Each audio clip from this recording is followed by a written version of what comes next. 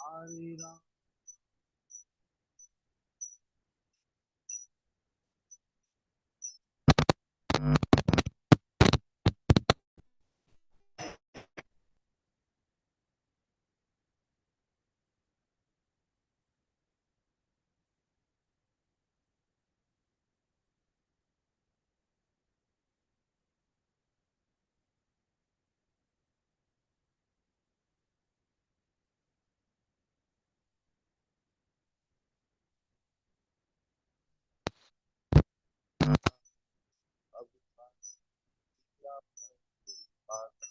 Jaya Prabhupada, Jaya Prabhupada,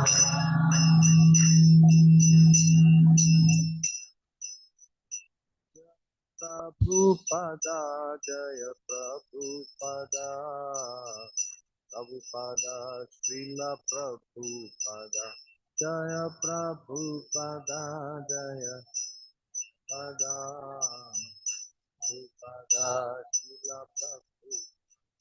Jaya Guru Deva, Jaya Guru Deva, Guru Deva, Shila Guru Deva, Jaya Guru Deva, Jaya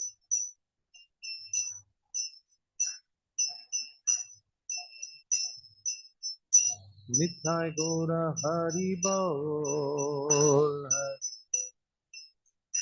Hari Bol, Nitai Gora Hari Bol, Nitai Gora Hari Bol.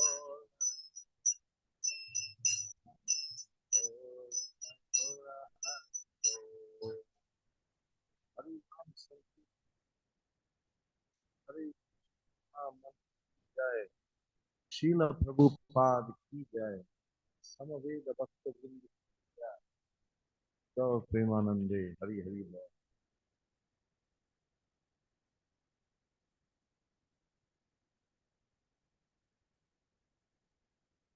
So it's really a pleasure to coming to south of Bangalore temple.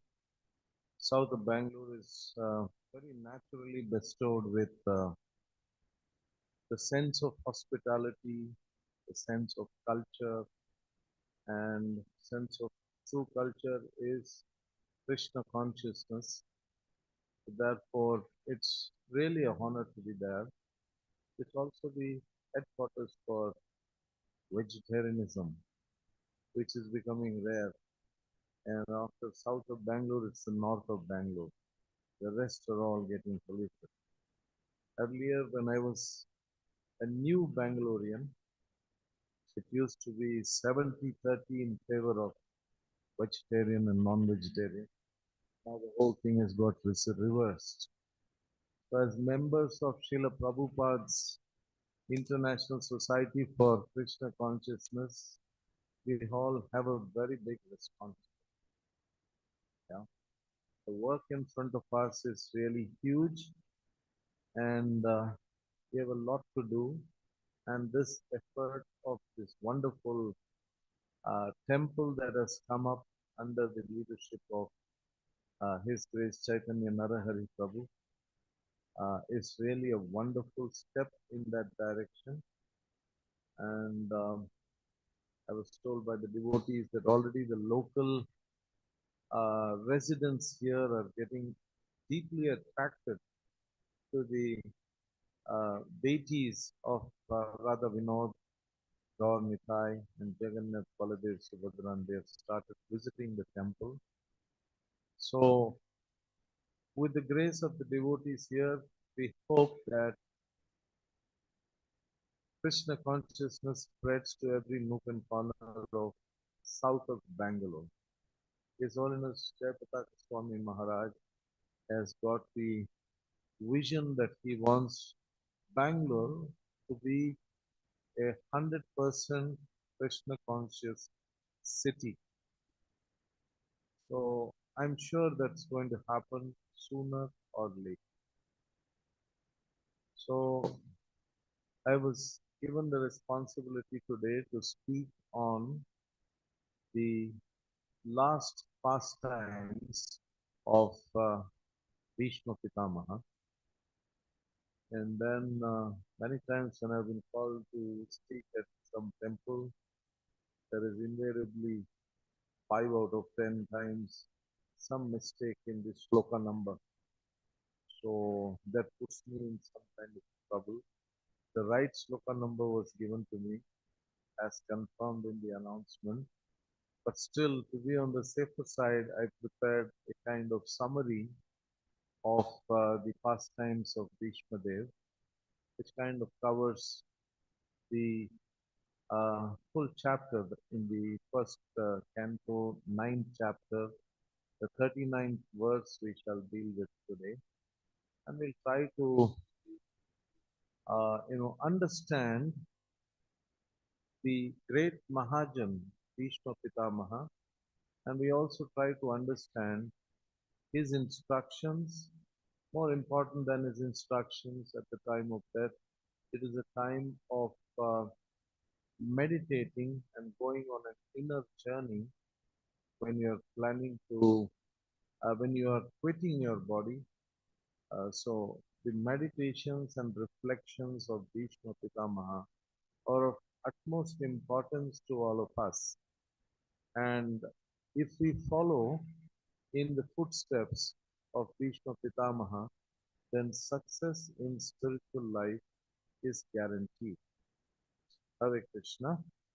So I'll just do the pranam mantras before we do the prayers.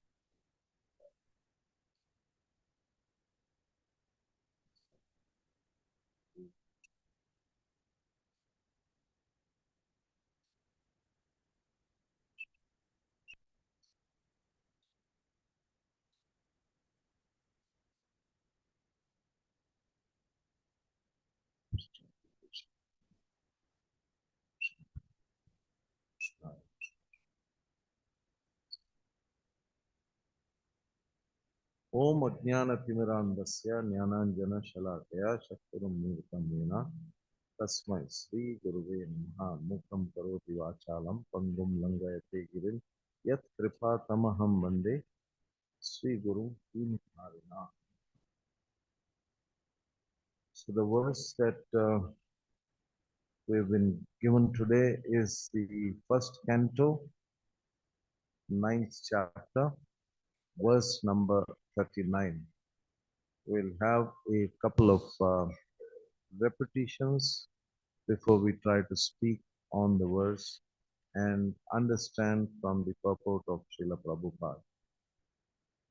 Vijaya Ratha Kutumba Atatotre Ritahaya Rasmini Takshriye Taniye Bhagavati Ratir Astu Me Mumurso Yam Iha Nirikshya Tathagata स्वरूपम् विजय रथा कुटुम्ब आततोत्रे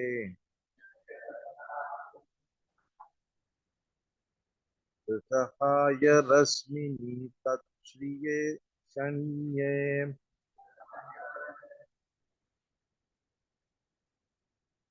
भगवती रतिरस्तु मे मुमुर्षोर् यं इह निरीक्ष्य हातगात स्वरूपम्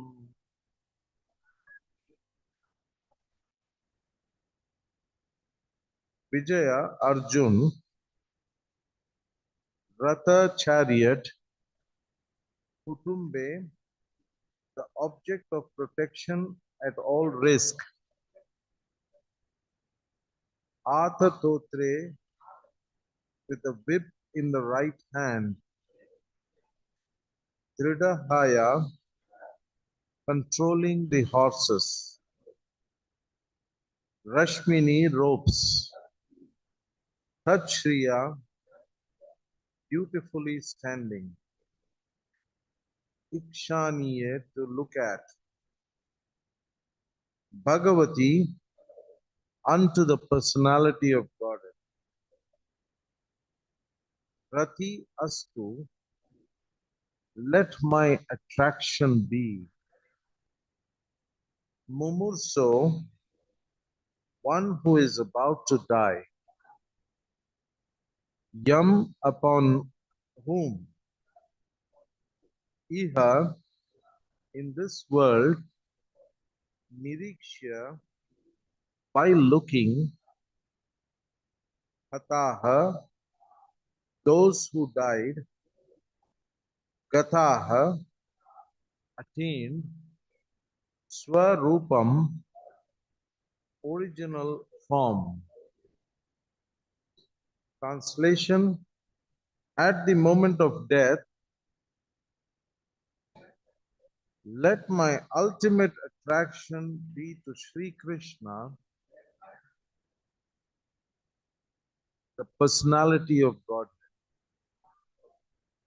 I concentrate my mind upon the chariot driver of Arjuna,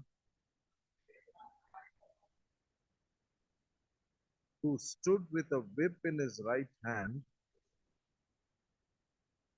and a bridle rope in his left,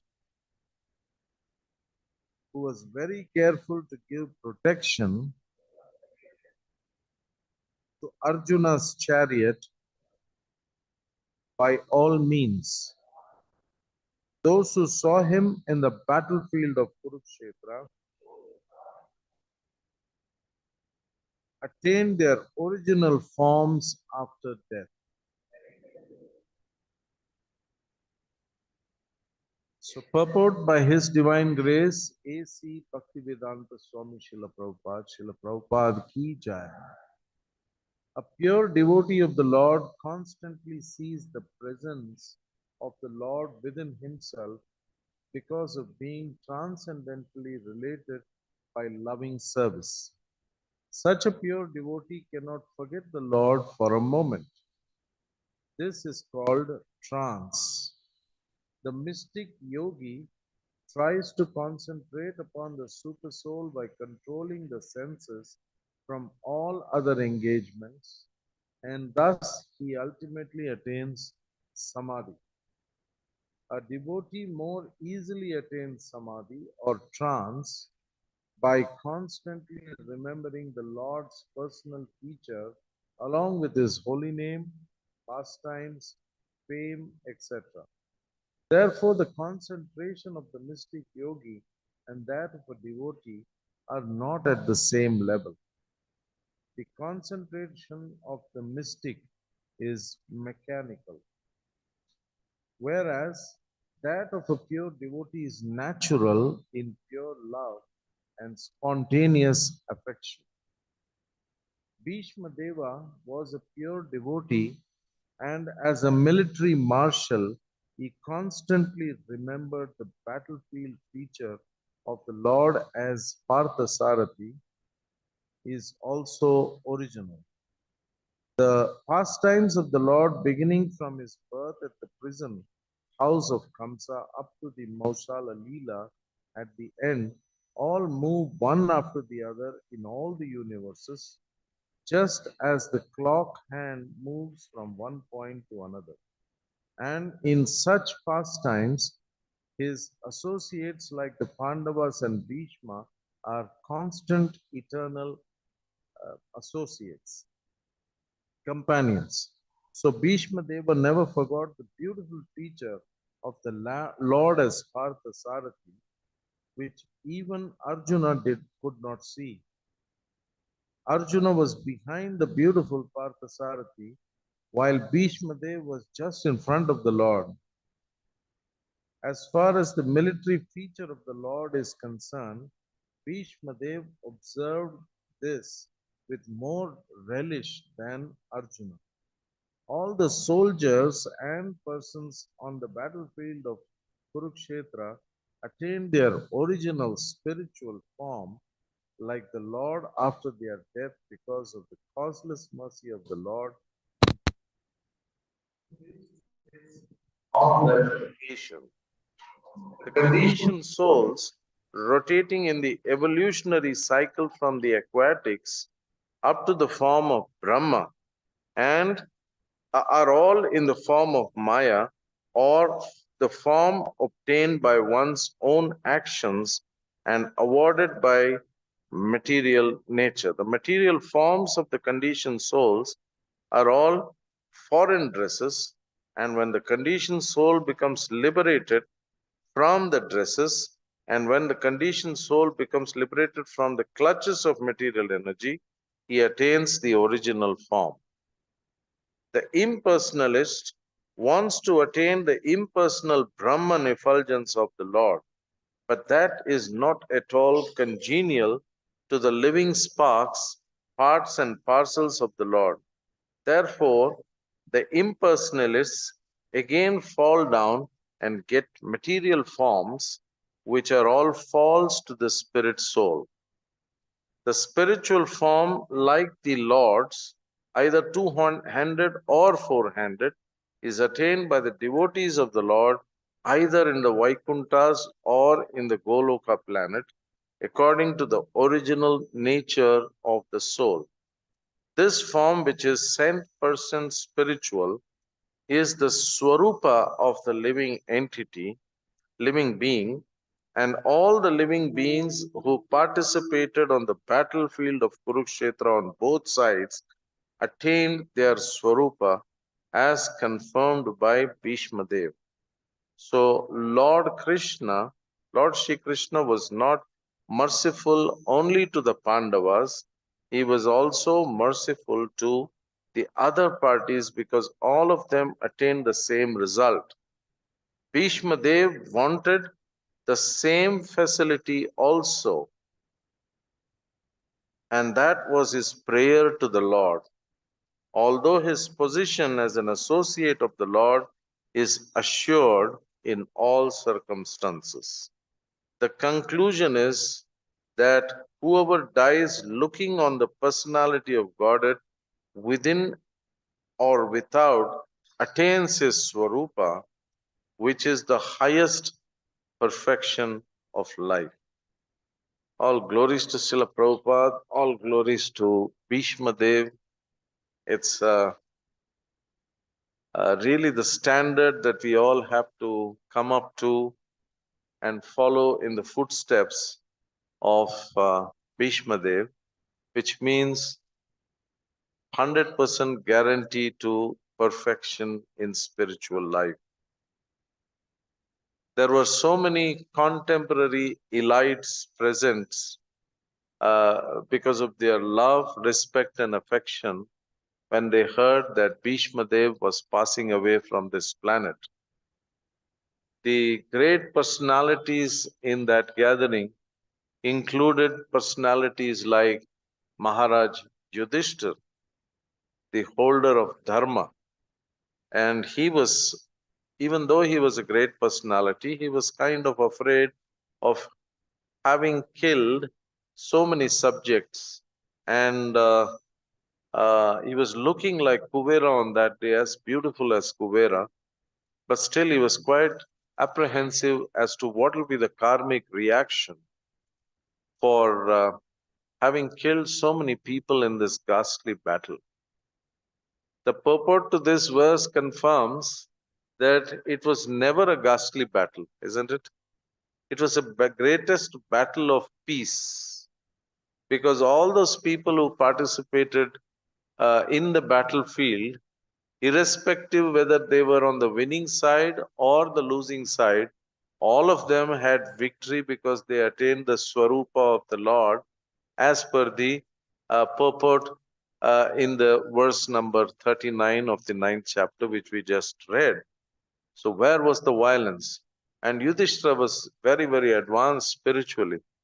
But then the Lord put him in this predicament so that he could ask questions to the great Mahajan, one of the 12 Mahajans, Bhishma Pitamaha, so that all those gathered, the personalities of gathered, everyone can benefit from the passing away pastime of Bhishma Pitamaha.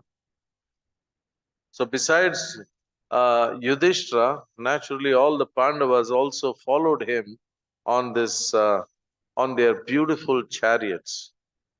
The family priest of the Pandavas, Daumya, was there. Then Lord Krishna came, naturally with Arjuna, and Lord Krishna was the younger son, younger cousin of Maharaj Yudhishthira, and to follow the human customs, he bows down to Yudhishthira like all others did. So that's the um, feature of the Lord which is most endearing. Yeah, among all the qualities of the Lord, the quality of showing respect to others, in spite of being the supreme personality of Godhead, is very, very endearing to all of us. And then all the demigods, the Brahmanas, the kings, and spiritually perfected rishis were there to be present for the passing away pastimes of Bhishma Pitamaha. There was Parvata Muni. Parvata Muni is like one of the oldest sages, and he is the constant companion of Narada Muni. Narada Muni and Parvata Muni both are like spacemen who could travel into space without a help of an external vehicle. So both were like Gandharvas, because what do the Gandharvas do? They sing in glorification of the Supreme Personality of God. Both Parvata Muni and Narada Muni were like contemporaries, and they were all the time traveling around the universe, singing and glorifying the Supreme Personality of God. Narada Muni, of course, was there, and we all know that Narada Muni is the Deva Rishi, and he is the son and disciple of Brahmaji. Can you imagine the electrifying personality? You know, many times we don't recognize the importance of association. Yeah, we get used to it and we take it for granted. How many people in the city of Bangalore can have the association of 125 devotees who have gathered here to get their association? So we must not just relish the association, but we must also remember that we are in a very exclusive club by the mercy of Srila Prabhupada to get the association of so many devotees week after week. As whenever we come to the temple, we get the association of the devotees, plus we get the association of the Supreme Lord, Radha Vinod, in his deity form. So we must really understand that we are really fortunate to have the association of devotees through the mercy of Srila Prabhupada and our Guru Parampara. And then in the August audience, besides Narada Muni, who is the Deva Rishi, a real tall list of celebrities are present here. These are the celebrities that we should actually look forward to rather than the Hollywood and the Bollywood stars. These are the real celebrities. Yeah. Is there any Hollywood star or Bollywood star who can actually fly in space? So, yeah, there are two spacemen present here, elevated rishis. Then Parashar Muni was there, Vyasadeva was there. Vyasadeva was the son of Parashar Muni, we all know. And Parashar Muni was there who killed 21 Kshatriya communities at one stroke just because they were errant Kshatriyas. So actually, Parashar Muni was so old, he met Rama in Treta Yuga and Krishna in Dwapar Yuga. So two different times in Treta and Dwapara, Parashar Muni was present. And he is the person who actually gave benediction to Bhishma Pitamaha to become the greatest fighter of the world, which he was. So, uh, Bhishma Dev was instructed by his spiritual master to marry Amba. Bhishma Dev refused, and hence there was a fight between the two. And ultimately, the Guru developed so much attraction for Bhishma Pitama for his fighting ability that he got this blessing and benediction of becoming the greatest fighter in the universe. Then the great sage Vashishta was there.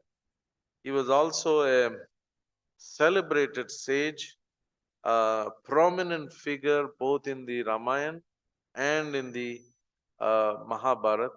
He was the person who celebrated the coronation ceremony of Lord Ramchandra. Look at the list of the celebrities present in this uh, greatest passing away of any human, you can say, in the entire universe. It's a perfect way of the art of leaving the world. We have all heard of art of living. Art of living is very, very important. Yes, if it is practiced in a proper manner so that we develop the art of leaving the body. Yeah, the perfect way of leaving the body is most important. That is what we should practice when we practice the art of living. Art of living is through devotional service. Then Asita Devala Rishi was there. He was like the exponent of the Mahabharata who knew all the verses of the Mahabharata, and he preached the verses of the Mahabharata. Then Atri Rishi was there.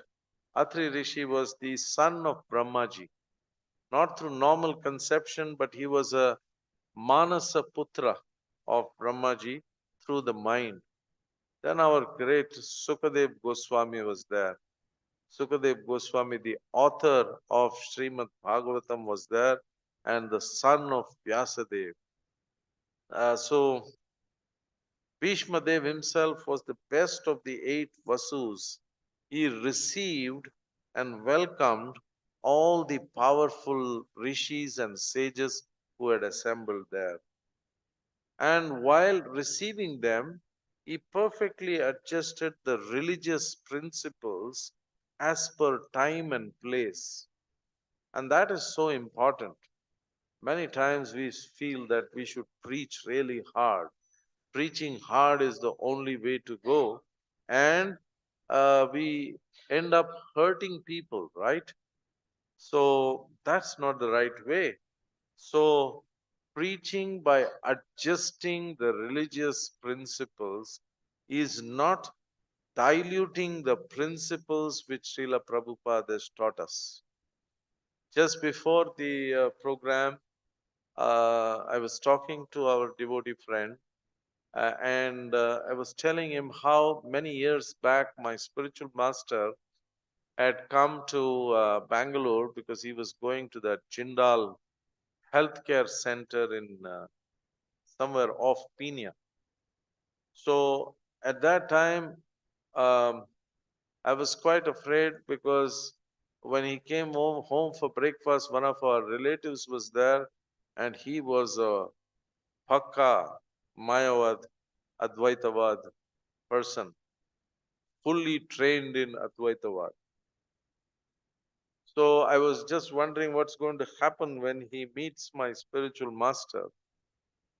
My spiritual master could understand immediately in a minute that he was a Mayavad. So what he did was very interesting.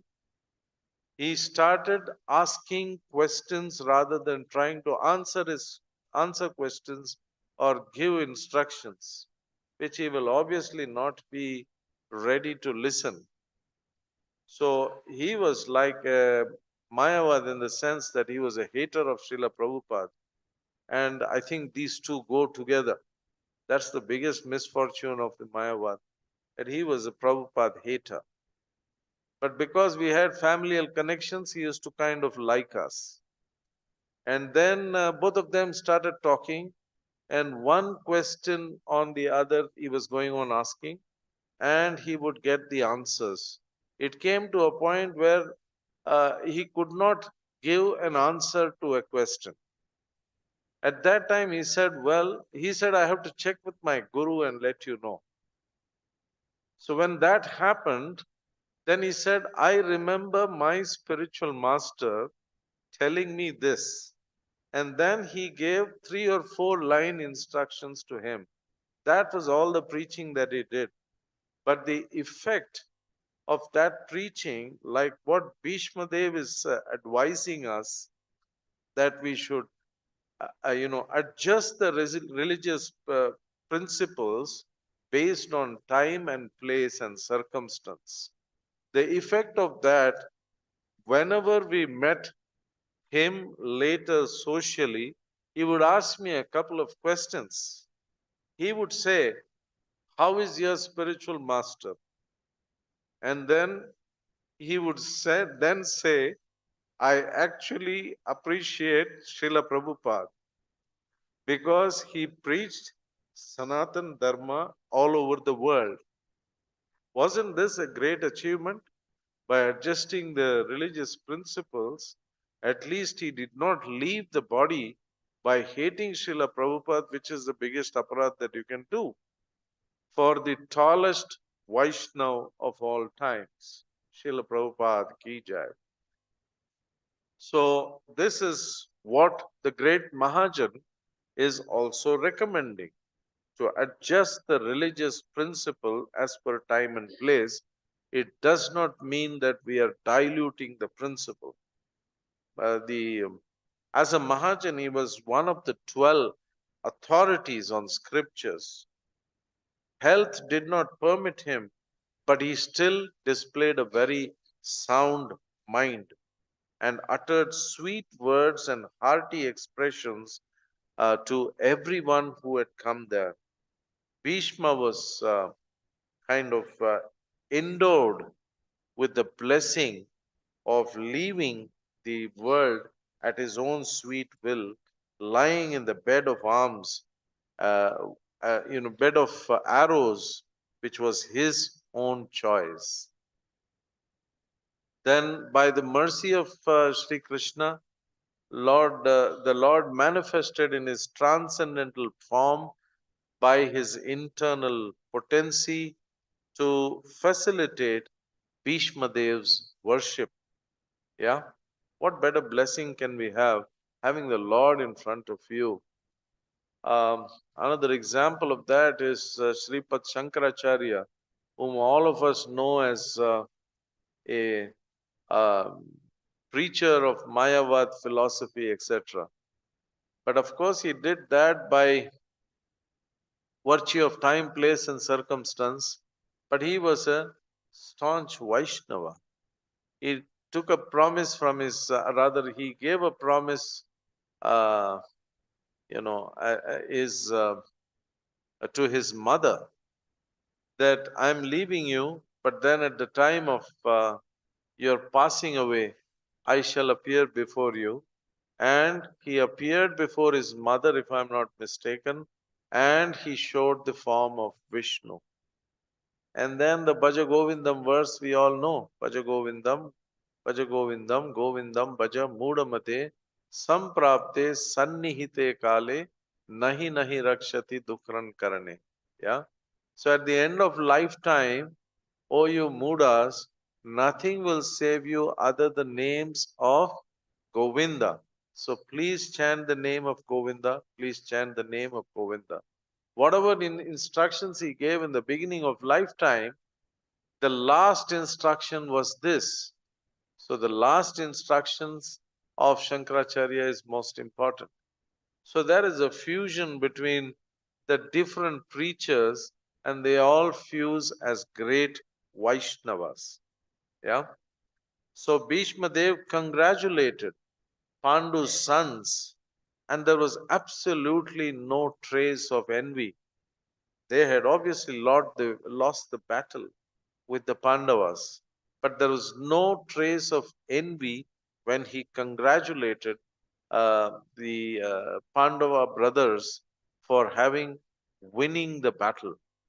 And that's a very important quality that we all must have in our spiritual life. What are the qualities of Vaishnavas? What are the qualities of devotees? Three main qualities we can see from the sloka number 3 of the fourth chapter and the first sloka of the ninth chapter. Sa evayam mayate adhya yogaha proktaha puratana bhakto sime saka cheti rahasyam hi etat uttamam. So this greatest science of self-realization, which is the most ancient science, is given to Bhakto Sime Saka Cheti, to my Bhakta, who is my devotee and my friend. Friend means there is an element of trust involved. Yeah. So, therefore, in fact, it's just trust which builds up friendships.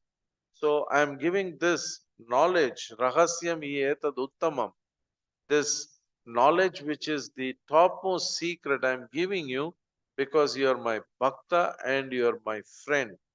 And then in the ninth chapter beginning, in the first verse, what does Krishna say? Sri Bhagavan Vacha, Idam tute guhyatamam pravakshyami anasuyave. Yeah, so this is the third quality. Anasuyave means non envious. So these are the three qualities that we must develop even in our dealings among Vaishnavas. We must become devotees of the Lord. We develop friendly relationships with the devotees and with the Lord, and we must be completely envious, non envious with other devotees in our dealings. This is not very easy. Yeah. Somebody asked me about now I'm 60 when I celebrated my 50th birthday. So they said, Happy birthday, Prabhu. I said, Yes. Today, 50 years back, I confirmed that I was envious of Krishna. That's why I've come back to the material world. Yeah. So, we are all born in the material world because of envy. But with Srila Prabhupada's training and Vaishnava's training and the Guru Parampara's training, we have to come out of that. And reflection on ourselves is very, very important from time to time. Did I do this because I was envious? Did I do this because I was wanting to teach him a lesson? These are things which we should keep reflecting on. And here, genuinely, from the heart, Bhishma Pitama was, congratulating the Pandavas on their victory. So he also understood very well that the Pandu sons, King Pandu saw an early death, and the children were still young, and widow Kunti Devi, and the children were always had to be protected by the others in the family. It was, in fact, a surprise that they were still alive because they were very small children.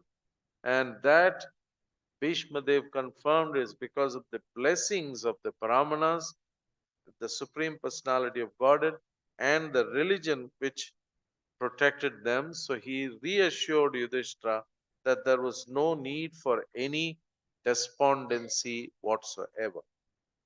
Then Bhishma Dev makes a statement, confirms that Lord Krishna is the inconceivable, original personality of Godhead, as already confirmed by Narada, Lord Shiva, the demigods, and Kapila, and everybody else.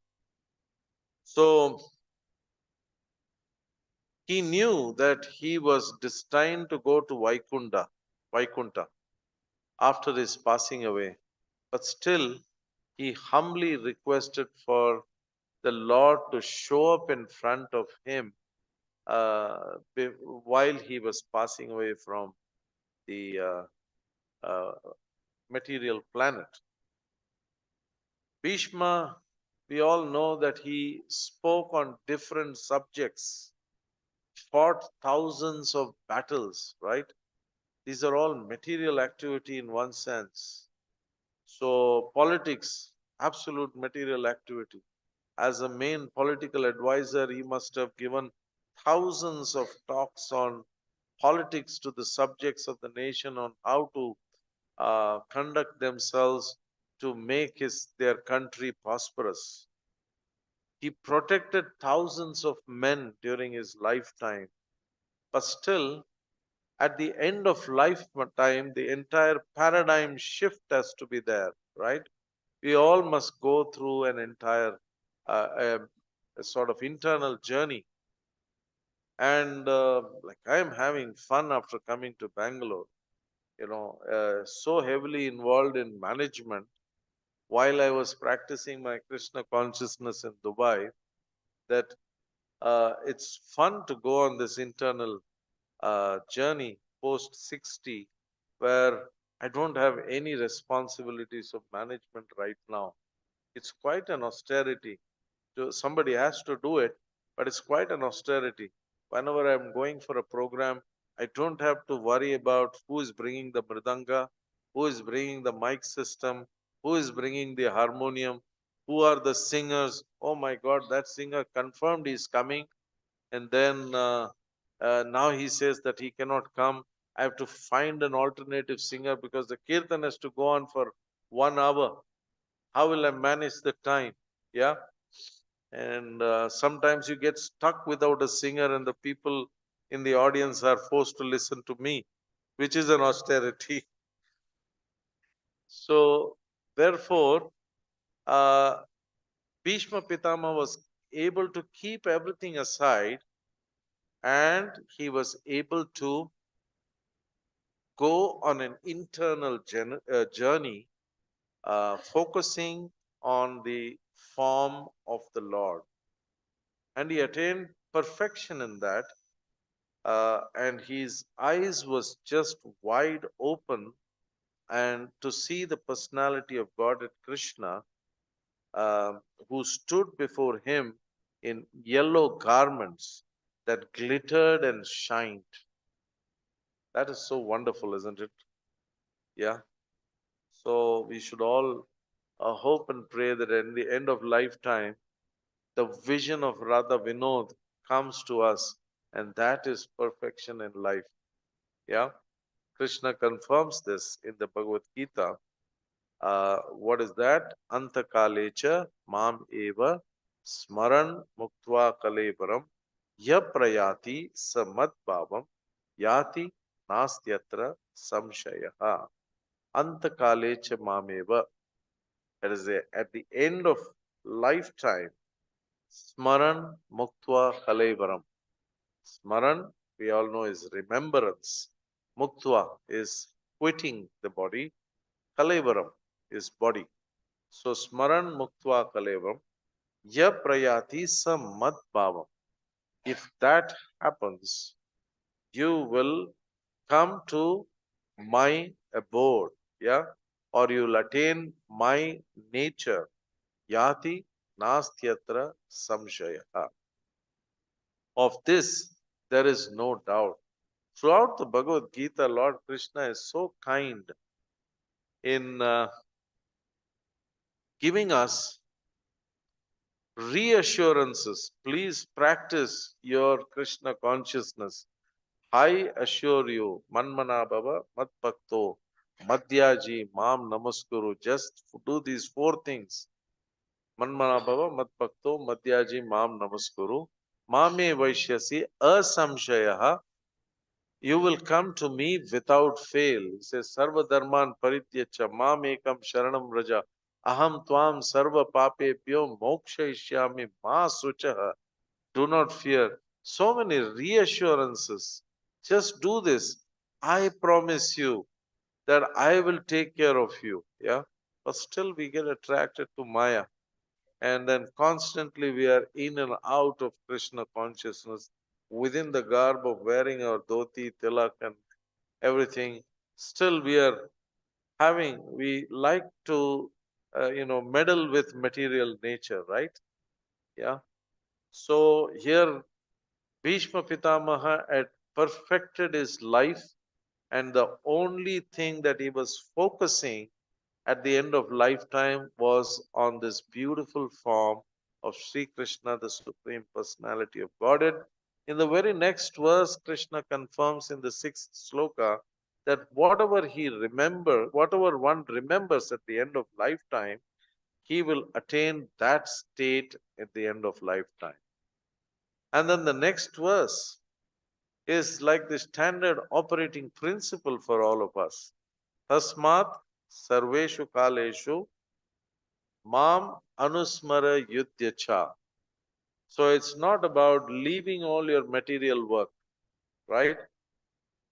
We all have to continue our material work, but what is the operating principle? Mam anusmara yudhyacha. Yeah. Think of me and fight this battle.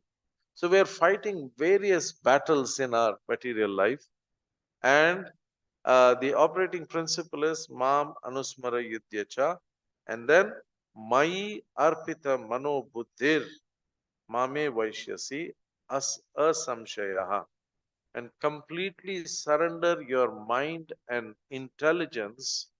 Yeah, give that as an offering to me. That's exactly what Bhishma Pitama did. Mame Vaishyasi Asamshayaha. You will attain me without doubt. Yeah. So the moment he meditated in that way, Bhishma Pitama was free of all his pains, prayed transcendently to the Supreme Personality of Godhead. What better example can we give? What's the time now? My watch seems to have stopped. Oh, yeah. Okay. Looks okay. Fine. Okay.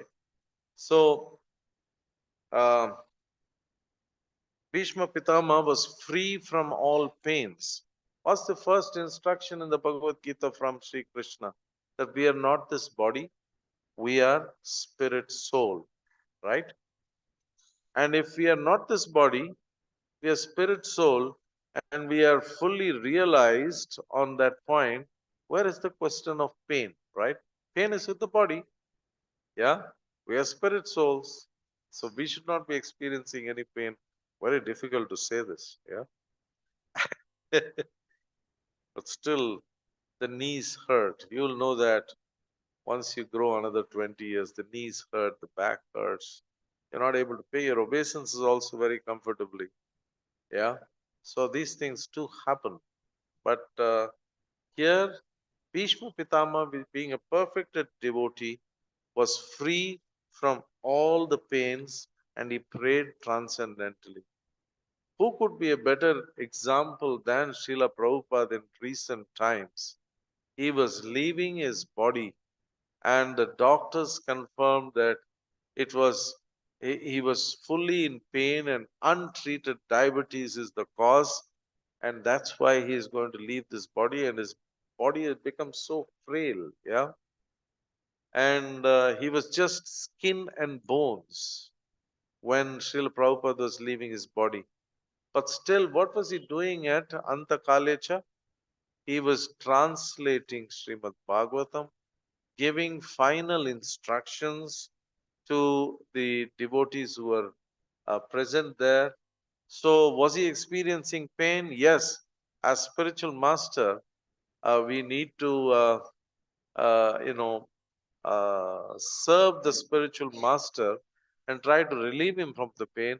But Srila Prabhupada was translating and giving final instructions to his disciples. He had such a sound, vibrant mind even at the time of leaving the body. So here also, Bhishma Pitama was thinking, feeling, and willing, engaged in devotional service to Sri Krishna. Yeah. Desires cannot be wiped out, but can be purified. So he had so many other activities which naturally was from his desires, but then he had completely purified all his desires, and his only desire was to associate with Sri Krishna, the Supreme Personality of Godhead. And we all know from the Bhagavad Gita, 10th chapter, what's the beginning of the verse? Can anybody remind me? Tatatam? No. 10:10. It's a famous verse. अहं Tesham satata yuktanam bhajatam priti purvakam dadami buddhi yogam tham ena mam upayantite. Sometimes we have to wake up also no, during the Bhagavatam class. So yes, so Tesham satata yuktanam. You just do satata yuktanam, perpetual worship to the Lord, and then bhajatam priti purvakam. With priti, you do bhajan of the holy names of the Lord. If you do that, then Krishna says, Dadami buddhi yogam tam. I will give you the buddhi by which you can come to me. So then starts the meditations of Bhishma Pitamaha. After having instructed on various aspects to Yudhishthira, basically, a person in so much pain, you will not ask him so many questions. But Krishna inspired Bhishma Pitama to ask these questions because he wanted to show how sound the mind of his devotee is. So he says, Come on, ask him questions. He will answer you. Yeah, nobody will think of asking all these questions. When somebody is leaving the body as devotees, what do we do? Just chant, try to make him chant Hare Krishna, that's it, and then call the Kirtan party and chant for him. Yeah. So that's what we do. But here he was asking him questions because he knew that his devotee was a very pure devotee and he would be able to answer questions with a sound mind. So Sri Krishna, the intimate friend of Sri Krishna, we all know, Arjuna, um, so was there and led that. So this was the meditation of Bhishma Pitamaha, that Arjuna, who is the on the chariot, and Sri Krishna, who is Partha Sarathi, let that form of Krishna as the Partha Sarathi come in front of me when I'm leaving this body. Look at the focus of Bhishma Pitama even during the battle. He had registered all these forms, and the intricate sort of points of the Lord was also registered in his mind as he was engaging in the battle. He really applied the principle of Tasmat Sarveshu Kaleshu Mam Anushmara Yudhyacha. Even during the fight, he was closely focused on how the Lord looked with Arjuna on the chariot. So this was the focus of Bhishma Pitamaha. He remembered how the flowing hair of Lord Krishna was, completely, with the ashes which were coming from the horses' hooves as the horses were marching here and there to fight the battle. Those dust from the feet of from the land of Kurukshetra was settling down in the hair of uh, Krishna, and that was enhancing his beauty. And that beautiful form of the Lord with dust all over his hair was registered in the minds and intelligence of the Bhishma Pitamaha. And he was saying, please let me have this vision of the Lord with dust on his hair from Kurukshetra. He was looking so beautiful. Let that be the object of my desire. So, at the same time, as he was meditating on these various things, meditation is nothing but devotional service. He was also reflecting on the past. Bhishma was very repentant on, shooting arrows at the Supreme Personality of Godhead. He was saying, how could I ever do this? But Bhishma, by being such a pure devotee, how was the Lord receiving these arrows? For the Lord, because the devotee is shooting arrows, it was as beautiful as soft roses being shot at him. Yeah. So he received all these arrows like soft roses, and the Lord was enjoying the wounds created by Bhishma in the battlefield of Kurukshetra. Can I see the mentality of the Lord? It's one thing that we all want to go and get the Lord uh, in our lives, right? Somehow or the other, we need to have the Lord close to us. That's our attempt, even though we meddle with material life now and then. But still, this is our goal. As taught to us, at least we do it obediently to our spiritual master and to Srila Prabhupada to get closer to the Lord. But we cannot even imagine the mentality of the Lord in this manner. The Lord actually wants us more than we want Him. Who is the main character in the Brihat Bhagavatamritam? Huh? Gopakumar. So when Gopakumar was traversing from planet to planet, he went to Maharloka, and everybody was engaged in various yajnas there. And when they would do yajnas and say Om Swaha, then forms of Mahavishnu will come and then personally give you Mahaprasadam in Maharloka. But then Gopakumar's thought process was something like our Bhishma Pitamaha. He wanted to meditate continuously on the Lord. He says that after some time Mahavishnu would disappear. And when Mahavishnu disappears, my meditation is getting spoiled. I'm not able to meditate on the Supreme Personality of Godhead. And he says, okay, the the Pushpak Viman came, took him to Tapaloka. Everybody is into tapasya there. So he says, come here, Gopakumar, you boy, sit down here, close your eyes and start meditating. He says, what is this? I close my eyes and for some time I meditate and after that I go to sleep. I am losing the vision of my Supreme Personality of Gopal. And therefore this place is also not for me. Tapasya is not what I want. Then finally he lands in Vaikunta Dham, transgressing even from Brahmaloka, and he enters Vaikunta Dham. When he reached Vaikunta Dham, he could not stop himself. He just started saying, Hey Gopal, hey Gopal, hey Gopal, and started rushing towards Mahavishnu. And what is Vaikunta Loka? It is completely full of Aishwarya. Yeah.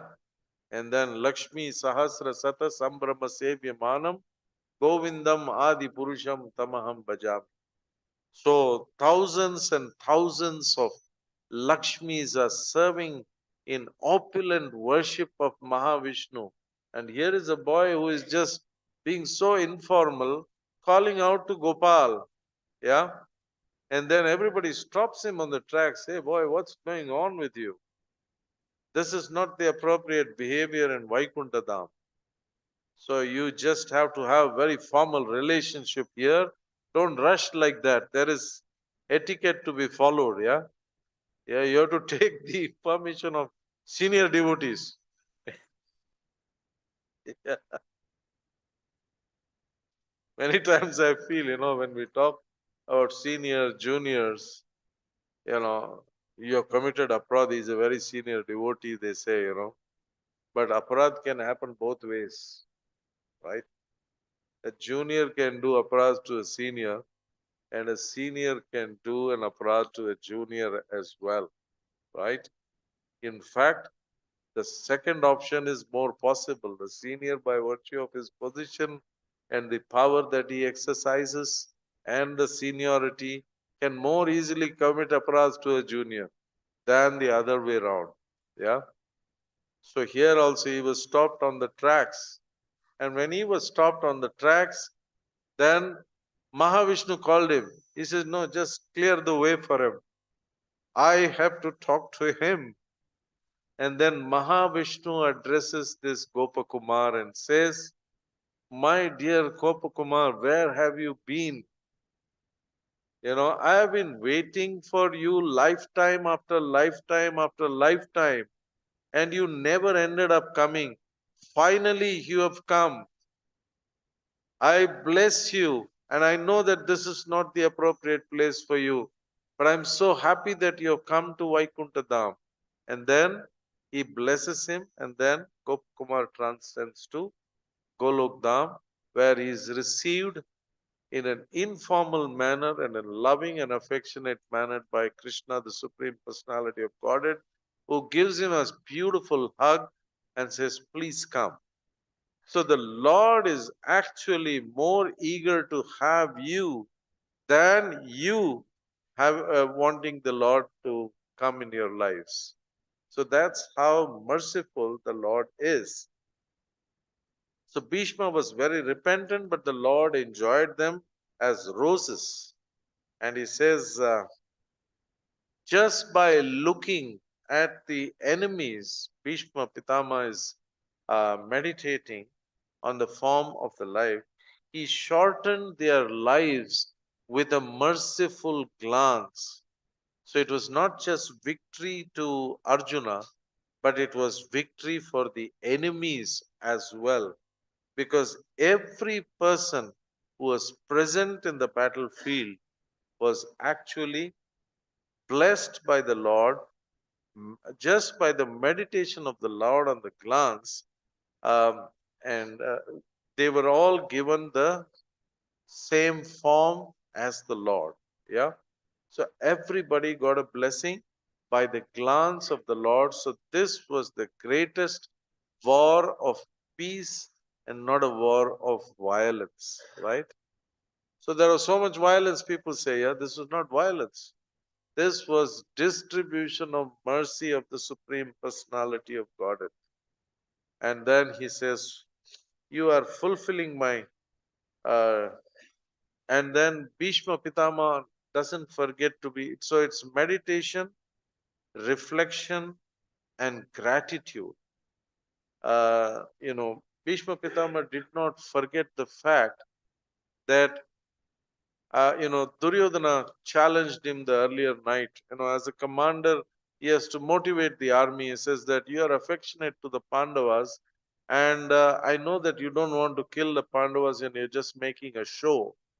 Now, that's the best way to, sort of for the Kshatriya to get agitated. He says, I will prove you that I am a true Kshatriya.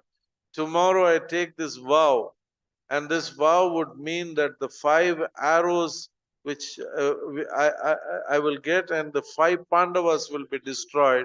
And I will also make Krishna break his vow that he will not fight on the battlefield. So, of course, he was tricked into not having those 5 arrows, but he fought valiantly, and the Pandavas would have died on that day. Arjuna was feeling very weak and he could have lost his life. Yeah, from the material perspective, whenever you are protected by the Lord, you never lose your life. That's a different matter. But then, when Arjuna was in trouble, Krishna got off the chariot, took the wheel of the chariot, and started rushing towards Bhishma Pitamaha.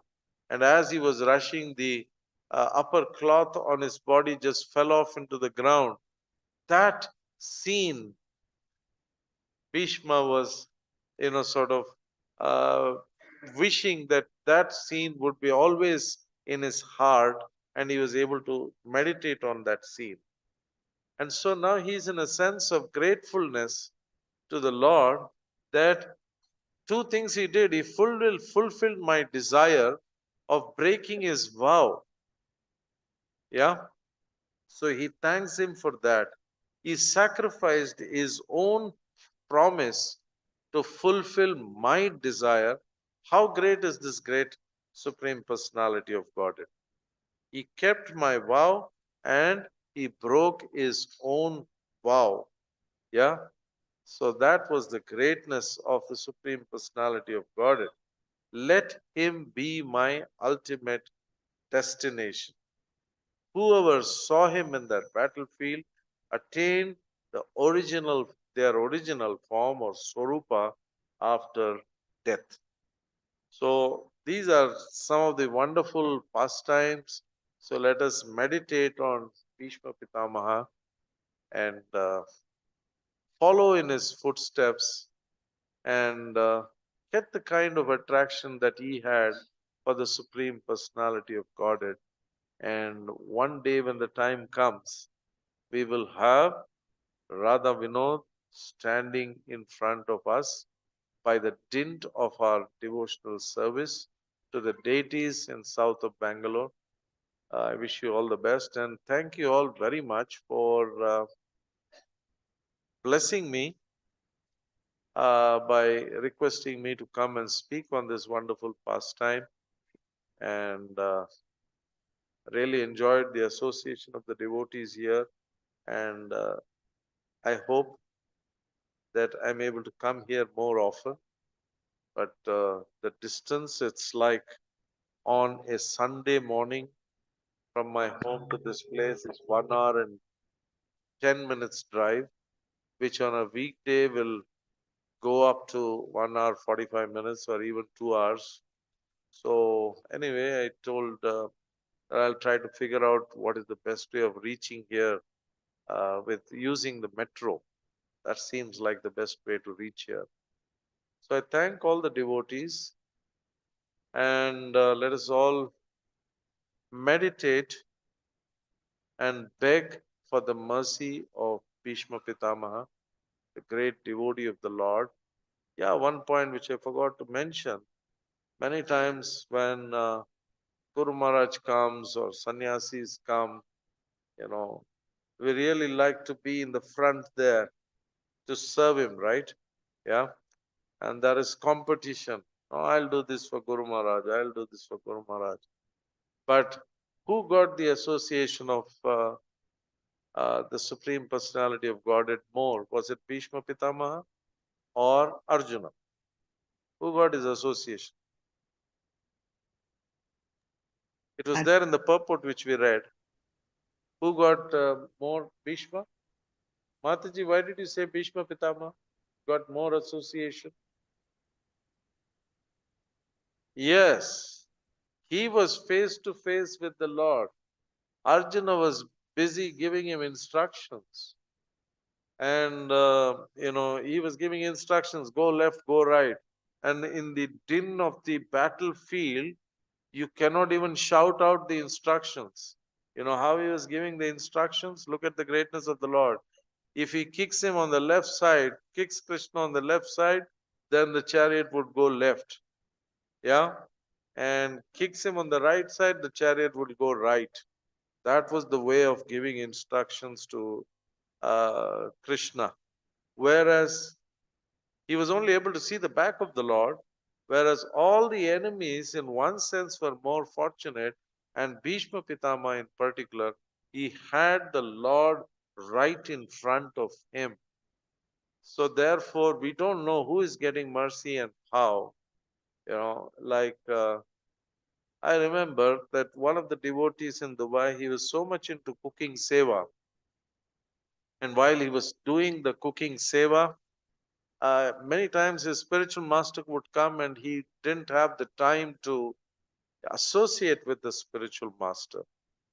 But somehow, by arrangement, the spiritual master reaches that place where he is cooking to do some of the work, and he calls out and says, "Hey, what are you doing here?"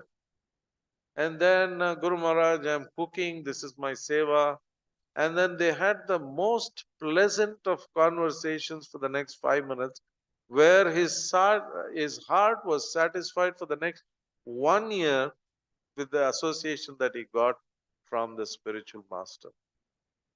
So let's do the service what we are given sincerely, and the mercy will certainly follow, and we'll be blessed by the Guru, blessed by the Parampara, and blessed by the Supreme Personality of God, Sri Krishna.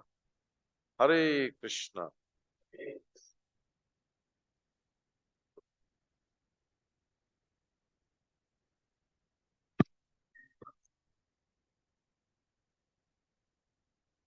Hare Krishna Prabhuji. Q&A, we can start. Yeah. Devotees, any questions? Your permission. Yes, Prabhu, if I'm able to answer. Otherwise, there are senior devotees who can answer also. Tell me, Prabhu. First and foremost, I would like to really thank you for your moderating the message. Basically, I'm a very mundane personality, and I view everything from the mundane perspective. A very, very important thought came to my mind that on the flip side, it's very nice how you were able to portray Bhishma Dev as a great personality. Yes, he was a great personality. He was endowed with a lot of blessings and all that. But my only thought, what comes to my mind is, if I was in Bhishma Dev's shoes, I was the cause of the battle. I was a mute spectator to all the proceedings which could have been avoided, and I would take the blame for me being the cause of the war, knowing all the Dharma Shastras on which in future I may give lectures and discourses. Knowing all that, if I was in issues, I would have been like Arjuna, Gandiva would have been shaking in my hand. I wouldn't have been able to fight the battle. What does it take, like a management student, to convince myself that though I am wrong, I have to fight. Satatam Kirtayantama, for Krishna's sake, I have to fight. I have to fight this battle. If you could throw some dimension on this, I'll be very much thankful to you. Yeah. Actually, I never like to dwell too much on Mahabharata, and for that matter, Ramayana as well, because everybody is having their own interpretations and thought processes, etc., on these two great epics. Yeah, and the different authors of these two subject matters, they have also given their interpretations not based on devotion. So therefore, there is feelings like this which are quite natural that may come to our mind. But these things have to be viewed from a scriptural perspective as the will of providence. If Mahabharata did not happen, then Bhagavad Gita is part of Mahabharata. We wouldn't have got Bhagavad Gita at all. So it's the mercy of the Lord, and the Lord has arranged these pastimes, and it's not as though he had a fight um, with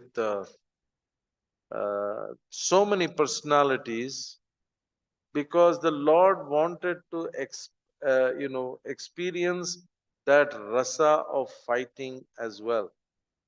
So Bhishma Pitama was also one of the great devotees of the Lord, and the Lord wanted to experience the rasa of fighting. So therefore, all these are the acts of providence and gives us scriptural insights. So when we are reading any of these great epics, we have to see the aspect from the scriptural point of view, and then our understanding can deepen. And like we discussed in the end, wasn't Mahabharat a war of peace? Yeah. So Bhishma Pitama was responsible for this great war of peace. And it wasn't a fight for violence. It was the most non-violent war that ever happened in this universe. And like you said, Bhishma Pitama was responsible for the war. Therefore, let us say that Bhishma Pitama was responsible for the peace that prevailed in society. So many of his so-called enemies were able to have vision of the Supreme Personality of Godhead and got their Swarupa at the end of lifetime, which is perfection in human life. The Bhishma Pitama, as one of the 12 Mahajans, was able to give perfection in human life to so many people in the battlefield, thus proved that he was one of the 12 Mahajans. That's the best I can think of.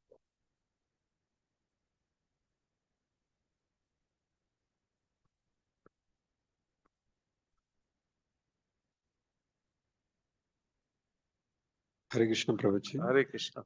When Gopakumar met Mahavishnu, you mentioned that Mahavishnu has said, I'm waiting for you for life after life.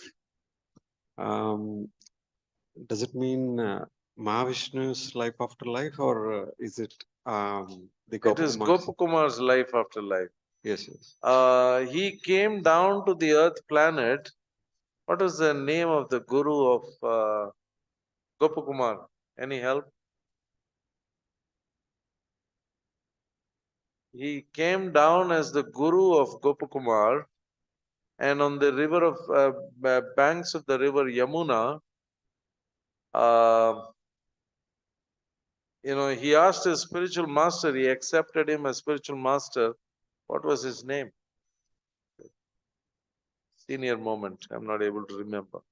So anyway, so he asked his guru some question or a mantra, and the moment the word mantra was there, he started the mantra, and then the guru completely lost his senses.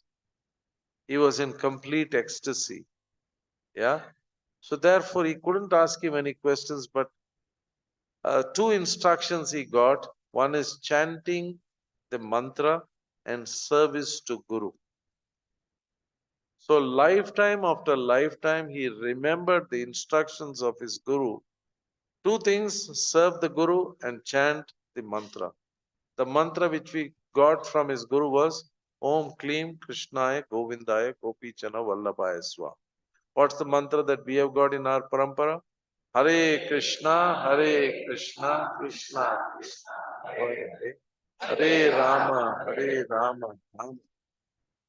So he remembered these two instructions of his Guru, and he always chanted the mantra given by the Lord. That led to perfection in his spiritual life. So it was lifetime after lifetime.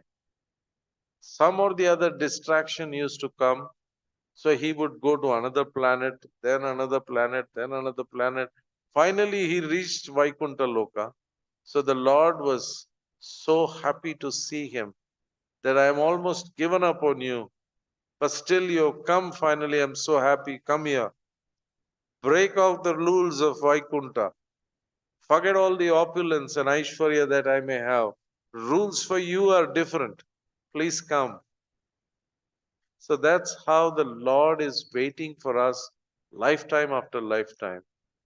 Finally, we have got Srila Prabhupada's mercy. So we must aspire, that at the end of lifetime, we will go back home, back to God. Devotees take a humble stand sometimes and they say, Prabhu, I may take 1,000 lifetimes to come. And so by saying that, you are being disgraceful to Srila Prabhupada. He has given you a perfect system by which you can go back home, back to Godhead. So let's all aspire that at the end of this lifetime, we go back home, back to God. Hare Krishna. Hare Krishna, Prabhuji. Hare Krishna. Thank you very much for a very nice class. Please keep coming to our temple. Had a question. You mentioned meditation is devotional service. Could you please expound upon that? Meditation is devotional service. Yes. Meditating on the form of the Lord is devotional service. So the yogis also enter into samadhi, right? And we have the devotees also are in samadhi. So the devotees enter samadhi as explained in the purport itself. They enter samadhi in a much easier way by meditating on the leelas of the Lord and chanting the holy names of the Lord. Bhishma Pitama says these two things are important. In one of the purports, I don't remember. Meditating on the forms of the Lord and chanting the holy names of the Lord are the two pillars which lead to success in spiritual life. So when we say meditating on the forms of the Lord. And Dhruva Maharaj is the best example, yeah. He was given instructions by his guru. Who was Dhruva Maharaj's guru? Narada Muni, yes. So Narada Muni had instructed him to chant Om Namo Bhagavate Vasudevaya, mantra given by Guru. And what was his meditation? On the form of Vishnu, personal form of Vishnu. A lesson to all the yogis who try to meditate on the super soul within the heart. That's also a transcendental method, but what's the best method? The best method is the meditation on the form of the Lord. So we should go to all the yogis practicing yoga and say that you should meditate on the form of the Lord. That is what the king of yoga, Dhruva Maharaj, did. Dhruva Maharaj was a phenomenal character, right? By virtue of his meditation, it became so powerful that he didn't want water to drink, he didn't want air to breathe. Water you don't drink, that's your problem. When the air was not taken in, then the whole universe started choking. Yeah. And then the Lord had to come there and says, please, my boy, please stop this. I have appeared in front of you. This is my personal form. Spare the folks here. So Dhruva Maharaj is the best example. So the right type of meditation for any yogi is to focus on the form of the Lord. Otherwise, what happens? 12th chapter, first sloka. Anybody can remind me? 1, 2, and 5 on yoga. Anybody can open the book and start? Just the translation of 12.1, 12.2, and 12.5. We will repeat the sloka. Yeah, 12.1, Prabhu. Just the translation. So there are different varieties of transcendentalists. And Arjuna asks him in the 12th chapter a direct question. So what's the best form of meditation? Is it on the form of the Lord or is it on your unmanifested form? And in sloka number 2, he answers, meditate on my personal form. And then he says, for those who meditate on the unmanifested feature, what is their gati? 12.5. Just tell me 12.5 beginning. Klesho adhikatarastesham. Yeah, sakta chetasa. Avyakta hi gatir dukkam. Deha vakpir avapyase. For any person who is embodied, the by getting attached to the unmanifested feature of the Supreme Personality of Godhead, avyakta hi gatir dukkam. So it will come to a point of dukkam only. So that's why if you see any of the 100% rank Mayavadis, they have beard and they have grave looks. Baba, smile. Devotional service is enjoyable. Hare Krishna. Dance in bliss. Chant the names of the Lord. Right? Avyaktahi gatir dukkam. Dehavatpir avapsise. Hare Krishna. Hare Krishna, Prabhu. Dandavad Pranam. So I have two questions, related questions only. So one is that Antakaleva Mameva Sharanam. That's Krishna says that those who remembers me at the end of the life will approach it to his abode. So Bhishma was remembering throughout his life Krishna only, but any reason why he chose to leave his body in Uttarayan time?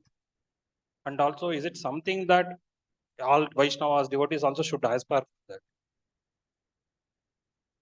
Okay, so in Bhishma's case, that was a demonstration of how a yogi can leave his body in an ideal manner. He could have left his body at any time and he will still be blessed with getting Vaikuntha. He was attached to the four-handed Narayana form, but he was in, and that was his worshipable deity. But he was in full knowledge of the fact that uh, the original Narayana is Sri Krishna, the Supreme Personality of Godhead. So that was his worshipable deity. And right through the battle, he was completely attached to the form of the Lord Sri Krishna. So therefore, it was without doubt he is going back home, back to Godhead. But still, he also wanted to demonstrate, he's a Mahajan. He should kind of profess all parts of the Vedic scriptures, right? So he says, because some people, different folks, different strokes, as they say. There are so many devotees, yogis who also are practicing spiritual life. And Krishna also says this will also give you topmost realization.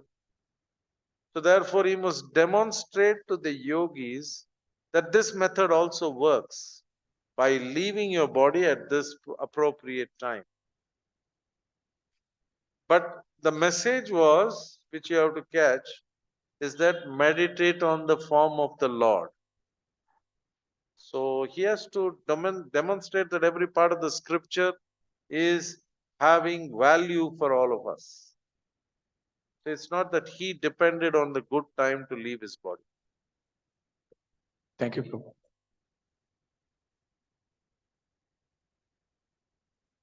Yeah. Yeah.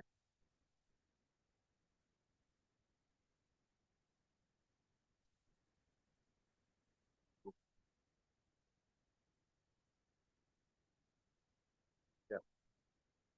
Yeah. So if you're a perfect devotee, Krishna will make sure that you will leave at the appropriate time. Let's think of it from the other aspect. That he will wait for you to get the auspicious time and then you will leave your body. Hare Krishna, Prabhu. Quick questions we can take from online also. One devotee is asking why Bhishma Dev was meditating on Parth Sarthi, and do you know any Parth Sarthi Loka? What's that?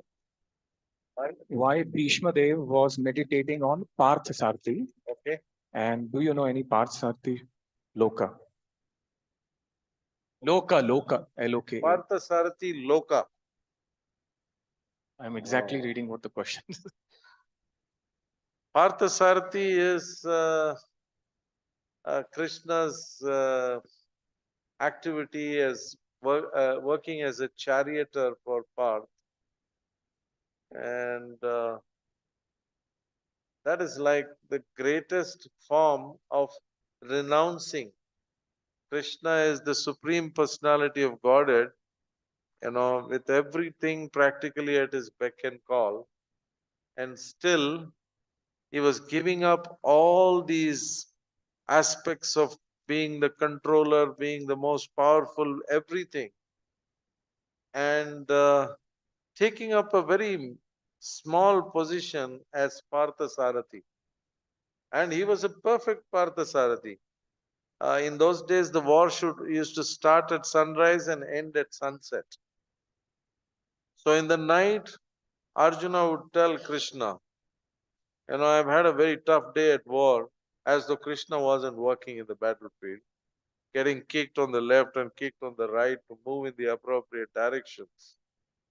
But he would tell that I'm very tired now, let me go to bed. In the meantime, you just make sure that, the horses have got a lot of wounds. So you just put some nice ointment for them, plaster them up properly, make them recover for tomorrow's battle while I am resting. Right? So Krishna was like completely renounced, absolutely no ego, right? At a subtle level, even as devotees, there is so much of ego in all of us, right?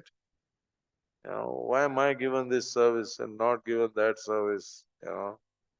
We may say externally, Hare Krishna Prabhu, whatever you say, I will do. But, but in a subtle way, all these things are very much there. There's a lot to work on ourselves. So Parthasarathi form is a very endearing form for a devotee of the Lord. So that's why he meditated on Parthasarathi. Thank you, Prabhuji. And in a short way, you answered. And one more short question. All the people who fought the Lord got Sarupya Mukti, but demons only got Sayujya Mukti. What do you have to say? Demons got Sayujya, that's also too much for them. Yeah? They shouldn't have got Mukti at all. The Lord is so compassionate. They got some Mukti. Thank you, thank you. And then the last one is Duryodhana at the death saw Krishna, then why went Swargaloka instead of any other Mukti? This is all online questions. Duryodhana? Duryodhana. He went to Swargaloka, Okay. although at the death he saw Krishna, then why he went to Swargaloka instead of any other Mukti? The answer to this question is I do not know. Maybe he was a transit passenger to heaven and then he went back home, back to Godhead.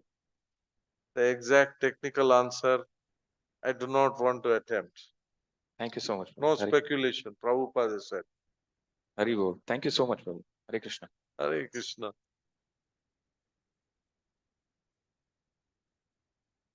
Hare Krishna. Let us express our gratitude to His Grace Jugal Kishore Prabhu for such wonderful class. Prabhuji came in touch with devotees in 1995, and for a long time he was in the Middle East. He had his own business there, and few years back Prabhuji has come to Bangalore and he has settled here and he has opened the Elements 3 restaurant. He is heading them, and devotees can go and taste the delicious. I asked, what is this 3? He said, for the body, mind, and the soul. So that way, he gives nice, tasty prasadam to those who go there, and he could come here and give the tasty prasadam for the ears to all the devotees. So let us express our gratitude to Proji by chanting Hare Krishna mantra once. Hare Krishna, Krishna Krishna, Hare Hare. Hare Rama, Rama Rama, Hare Hare. Thank you, Prabhuji. Thank you. Hare Krishna. Hare Krishna. We have three prasadam sponsors today. We have Prasanna Balram Prabhuji. Then we have Tribhanga Prabhu